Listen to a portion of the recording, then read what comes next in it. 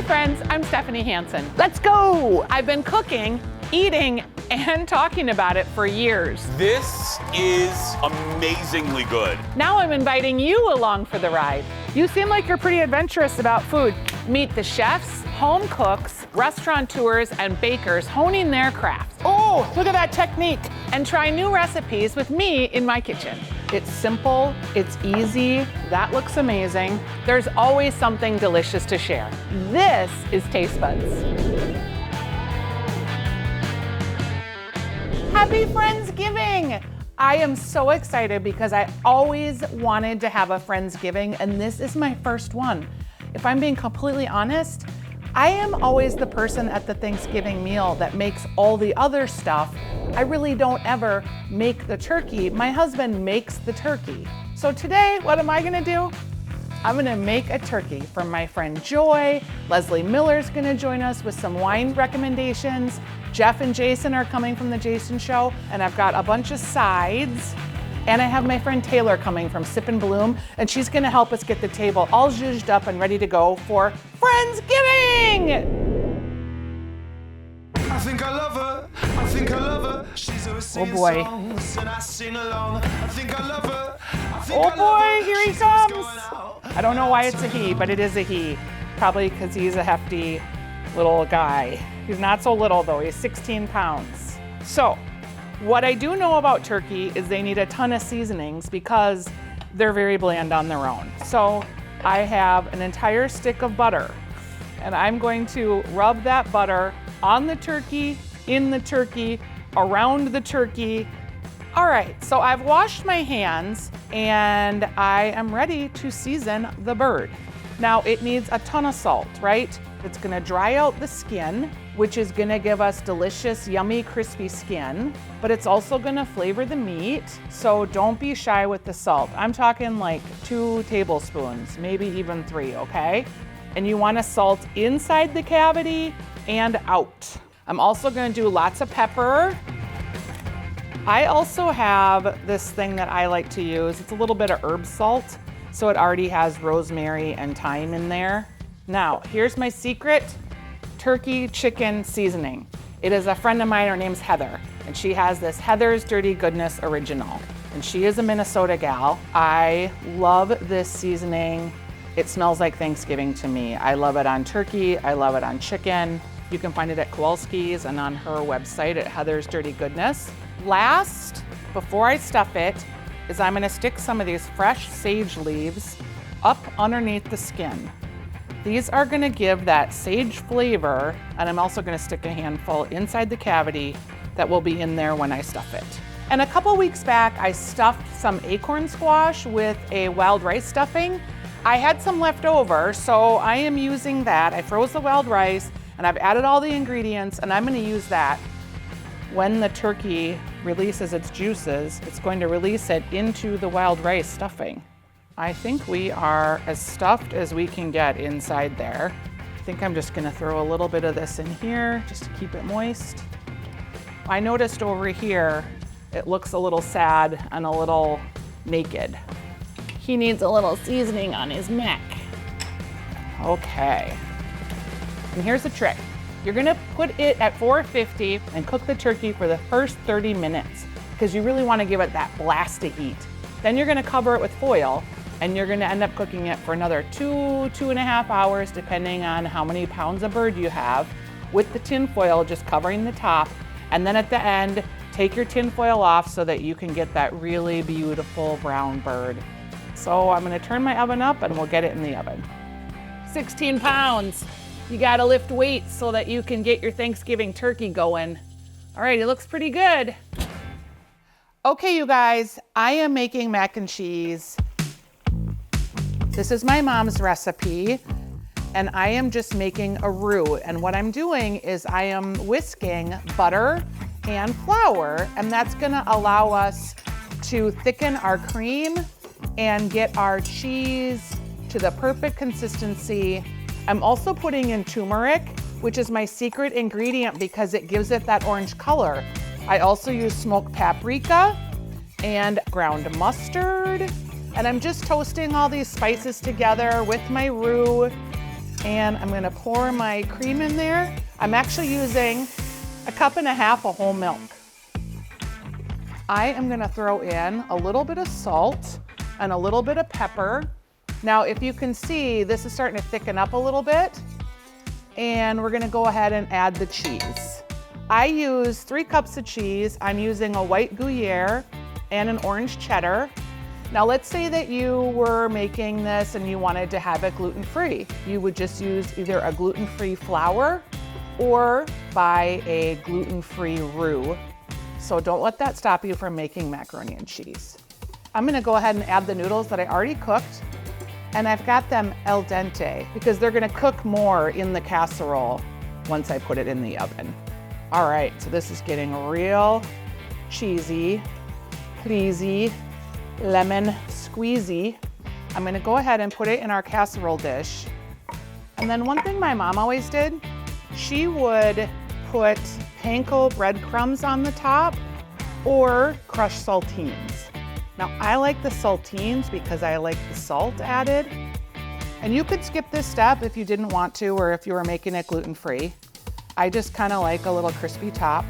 I've melted about 3 tablespoons of butter and I'm just pouring that over the saltines here. This is what's gonna give it that pretty brown crust. And it's gonna have to sit for a little bit. So I'm just gonna add a little bit more liquid that will soak into the noodles. So that is just gonna bake right in there, give us a little bit more moisture. All right, we're gonna get this in the oven. This is Mom's macaroni and cheese. We're gonna have it in the oven for about 30 minutes. Oh, she looks perfect. Can you hear it? Woo, woo, woo. Now you can see I didn't have butter right there because you see how that part looks a little bit dry. So when I serve, I'll probably serve that part first so none of my guests see it. But this macaroni and cheese really looks delicious. It reminds me of my mom. And that's why you make these holiday dishes, right? To have nostalgia and think about family and friends and people that you love. And I love serving mac and cheese. We are continuing on with our Thanksgiving prep, and we are making cranberry sauce. Now, you can buy the kind where you get like the little lines in it when you unmold it and it goes and you pour it out. My husband loves that cranberry sauce, so we have to have that on the table, if you can believe it, because that's his favorite. But for the grief to dollar ratio, I think making your own cranberry sauce is really easy and delicious. So we've just put sugar and water, and now we're adding honey, and we're just making like a little bit of a syrup with the secret cranberry ingredient, orange juice. And then we're gonna add a little bit of orange zest, because whenever you use citrus, use the zest, you paid for it. It flavors everything. And then we're gonna plop the cranberries in there. And you really can't overcook these. You can burn them, but as soon as they start popping open, the magic is happening. Oh, the cranberries are popping. You can hear them. If we get real quiet, I can smell that orange, delicious holiday scent. And I'm gonna grab a cinnamon stick. Okay, when I look at my cranberry sauce, it's pretty thick holding up on my spoon, but keep in mind, it's gonna thicken up too in your refrigerator. It's gonna be more of like a jelly. All right, we are all set. I'm gonna haul out this little cinnamon stick because we don't need it anymore. It's done its job, but we have orange Friendsgiving cranberry sauce that looks real good. Okay, everybody, I got my hair did, curled it up, and I'm gonna be getting the turkey out of the oven. We started at really high heat for about 30 minutes, and then we lowered the heat to 325 so we can roast it. It's been roasting for about 2.5 hours, so let's see how it's doing. Oh, look at that. Thank goodness for the big roasters, right? Oh, and just give it a temp. You want your turkey to be 165 and the juice is running clear. Oh, it's gonna be perfect. At one point I did put a little tin foil on it because I want it to be brown, but I didn't want it to burn. So I think this is looking pretty good for the first time that I actually made the turkey, because I always make the sides, as you recall, but I feel pretty good about it. Now we're gonna let it set so that we can get our table set and that the juices can get back inside the meat, and we'll be ready for our Friendsgiving. Oh, here comes Taylor for Sip and Bloom. She's gonna help me with the table. Hi, Taylor, happy Friendsgiving. Oh, geez, look at that. Taylor is here from Sip and Bloom with this beautiful arrangement. The first time I ran into you guys was at a distillery. I took a class with the owner, David, and he showed us how to make floral arrangements for the holidays. It was so fun. So I'm so glad you're here. Me too. Well, how do we start? Like, do we need a tablecloth or what is the first part? You know, I did bring a tablecloth for us to kind of give everything that punch of color that we need to bring everything out. So the first one that I brought is this lovely teal linen. It's gonna bring out a lot of that texture that we're looking for. Love this color. And then drape it over the corners there. Okay. So I had a chair upholstered, and this is an extra fabric piece from that. Cool, let's do it. So let's do. Kind of modern. I think so too. I love how you're just mixing all these textures. Coming in hot with our plates. Yes, we have this really beautiful solid, but it brings out our fun patterns on the plate. These were my wedding plates that I got 30 some years ago.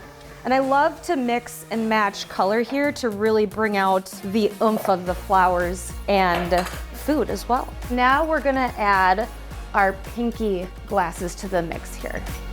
Okay, these are also vintage glasses that I am very fond of.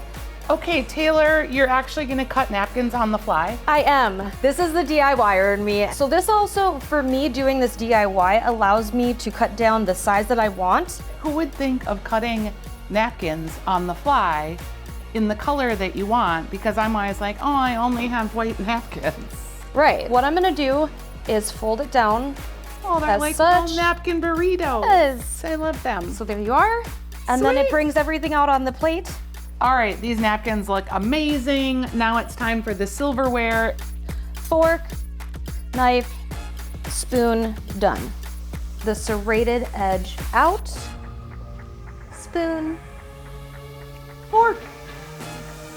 Taylor, these are so adorable. How did you make them? Okay, so when I was making the bouquets, I actually just took what I had left and little scraps. I always like to tell people in our workshops, don't forget the scraps on the ground. You can either do napkin rings with these, or since we've already laid our napkins, they can be really cute. Oh, like little placards? Yes. Or cute. I love how woodsy it feels, like with the different colors and the different textures. Let's go ahead and see how that looks. Oh, it's very pretty. Flow, dimension, flowers really look autumnal. So there's eucalyptus. I also used a mix of dried floral and fresh floral. So it really gives that natural, beautiful, asymmetric look. Texture too. And aren't dried flowers kind of in right now? They are. I love it. Yeah. And you don't underestimate, you guys, like what you can find in your own backyard, right? Hydrangeas are one of my favorites to do that with. Especially this time of year where they're all dried out. All right, Taylor, people can learn how to do floral arranging with Sip and Bloom. So you can actually go on our website at sipandbloom.com, and you can also follow us on Instagram and Facebook to see what's coming near you. And you should, because they have lots of cool arrangements and different events that they're participating in. Thank you so much for being here. Thank you. Okay, the moment has arrived. I have my turkey. It has been resting for about 30 minutes. And now we are going to carve it. I've always had my husband do it, so I'm just gonna be a brave girl. It'll be just fine. Okay, I've got my tools, and the first thing that you're supposed to do is cut off the leg. And they say it's very obvious where the leg joint is, and I think that's true, because I can see it in here. So we're just gonna cut off the leg. Whoa! Okay, we got a leg. We got a leg going. All right, leg number 2. Oh, there, that's why you use poultry shears. Did you hear that? Now I'm supposed to go for the breast. Apparently, it's real simple to just go along the bone that you can feel, and I can feel it, it's right there. And you just cut down. All right, ooh, come on, okay, look. Ooh, I left a lot of meat behind, but we'll just carve that out and put it on the platter. No one will be the wiser. We're just gonna like cut this into little pieces. A lot of people like breast meat. And all this other meat I'm gonna come back and put on the platter. I've got a wing. I love the wing, it's my favorite part. I'm gonna have to use my shears again. Okay, come on. Oh, that is a lot of joint. Okay, I might just leave these for later. No, I can't, that would be cheating. I'm supposed to get it done. Oh, here, got it. Okay, all right. Oh, I worked up a sweat when I finally got it. My friends could be arriving any minute. Okay, I don't know. I think I did all right. I'm gonna have to work on the little dribs and drabs and put those on the platter. Here's another Hansen hack, you guys. This all looks like real carnage. If you put a little greenery and you make it look real pretty, no one has to see all the detritus you've left behind from your turkey roasting experiment. Oh, we're finally at the door. I brought mine. I brought the rolls. It wouldn't be Friendsgiving without green bean casserole. Nobody's better than me. You need something sweet, so I brought me and some pie.